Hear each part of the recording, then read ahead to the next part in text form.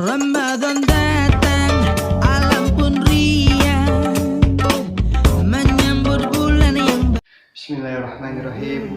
Assalamualaikum warahmatullahi wabarakatuh.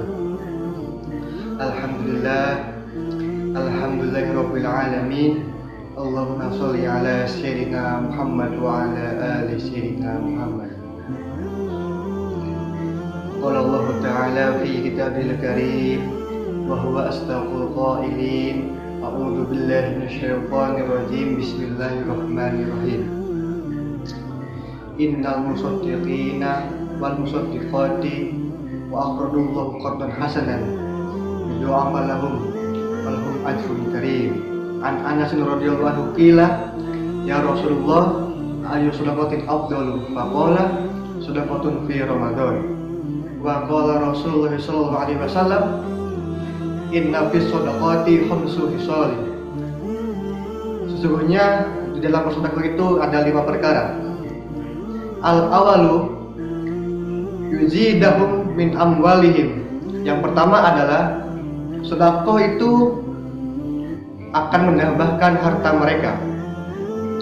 Wasaniyatu dawaun lil maradi. Dan yang kedua adalah obat dari penyakit. Wasalisatu yarfa'ullahu ta'ala anhu al-bala. Dan yang ketiga adalah Allah akan menghindarkan mereka dari bala musibah. Warabi'atu yamuruna ala surati kal barqil khatafi. Dan yang keempat adalah mereka akan melewati jembatan siratal mustaqim secepat kilat yang menyambar. Wal khamisatu yadkhuluna jannata bighairi hisab wal adab. Dan yang kelima adalah mereka akan masuk surga tanpa dihisab dan tanpa azab. Dalam kesempatan kali ini saya akan menggarisbawahi poin yang ketiga, yaitu yarfa'ullahu ta'ala anhu al-bala. Allah akan menghindarkannya, Allah akan mengangkat bala pada dirinya. Dalam hal ini ada sebuah kisah, yaitu pada zaman Nabi Sulaiman alaihissalam. Pada zaman itu ada seorang laki-laki yang mempunyai pohon besar di samping rumahnya, di mana di pohon tersebut hidup seekor merpati dan anak-anaknya. Pada suatu ketika, istri dari laki-laki tersebut memintanya untuk mengambil anak dari merpati itu untuk dimasak dan untuk dimakan oleh anak-anaknya. Akhirnya si laki-laki tersebut mengambil anak dari induk merpati itu. Dan pada saat itu juga si induk merpati itu langsung mengadukannya kepada baginda Nabi Sulaiman. Dan si merpati itu menceritakan apa yang telah dialaminya. Pada saat itu juga Nabi Sulaiman mengundang laki-laki tersebut untuk menghadapnya. Lalu Nabi Sulaiman menyuruhnya untuk bertobat, dan si laki-laki itu berjanji untuk tidak melakukan perbuatan itu lagi.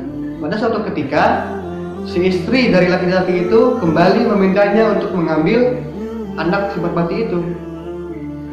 Lalu si laki-laki itu menolaknya, dan dia bilang kepada istrinya, "Wahai istriku, saya sudah berjanji kepada Nabi Sulaiman untuk tidak kembali melakukan perbuatan itu." Tetapi si istrinya itu terus membujuknya.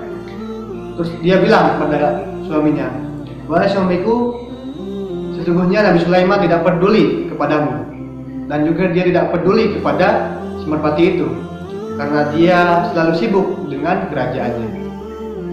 Setelah dibujuk oleh istrinya, akhirnya si laki-laki itu kembali mengambil anak si merpati itu. Dan lalu si merpati itu kembali mengadukannya kepada Nabi Sulaiman, dan Nabi Sulaiman pun marah besar.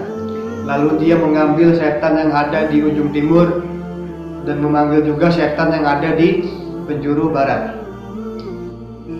"Wahai setan, tolong kau jaga pohon itu. Apabila si laki-laki tersebut kembali mengambil anak merpati itu, tolong jatuhkanlah dia." Lalu si setan itu langsung mengiyakan suruhan dari Nabi Sulaiman. Pada suatu ketika, si induk merpati itu kembali melahirkan anaknya. Langsung si laki-laki itu kembali menaiki pohon. Di waktu si laki-laki itu menaiki pohon, ada seorang pengemis yang mengutuk rumahnya karena dia belum makan.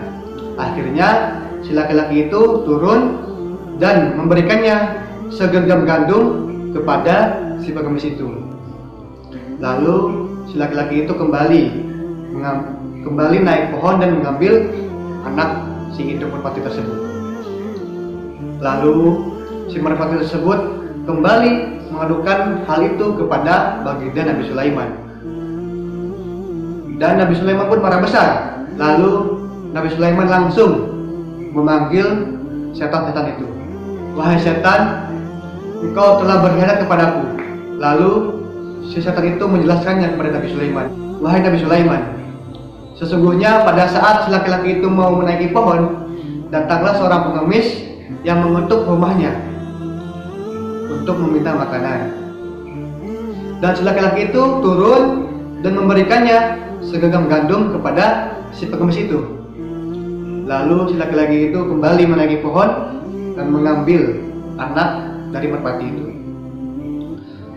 Pada saat itu juga Allah Subhanahu wa taala mengirimkan dua malaikat, yang mana malaikat tersebut yang satu memegang leherku dan melemparkanku ke arah terbenamnya matahari, dan yang satunya lagi dia memegang leher dari sahabatku dan melemparkannya ke arah matahari terbenam.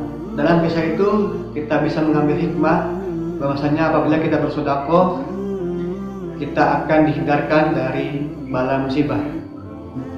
Iya, itu kalau bersedekah dengan barang yang halal. Beda lagi ceritanya apabila kita bersedekah dengan barang yang haram, pasti kita akan celaka nantinya.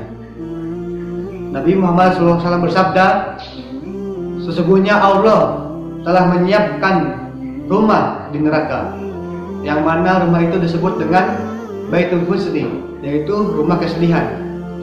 Rumah itu disediakan oleh Allah untuk orang-orang yang bersedekah dengan barang yang haram. Mungkin cukup sekian yang bisa saya sampaikan, kurang lebihnya mohon maaf. Semoga kita semua selalu diberikan kesehatan oleh Allah Subhanahu wa taala. Allahumma waffiqil aqwa biqorib. Wassalamualaikum warahmatullahi wabarakatuh.